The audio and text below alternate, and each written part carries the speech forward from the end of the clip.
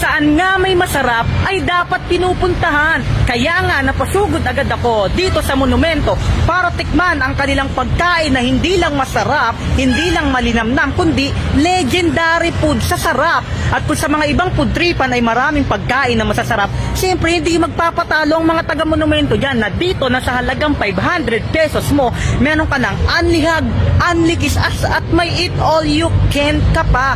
So sa halagang 500 pesos, mura na yun guys ha. Kasi sa mga ibang restaurant, may mga eat all you can na naghahalagang 699 pesos. Dito, titirik ang mata mo sa sarap sa halagang 500 pesos mo. So ngayon, food trip tayo. Te, pwede magtanong te, magkano po? 500. Ano po yung 500? Siyempre, gimmick mo kayo pagkain. Anong gimmick? Anong gimmick? Ano ba yun? Eat all you can ba yun? Eat all you can? Wow! Oo, swabe. Swabe. Swabe. Wala bang ano dito?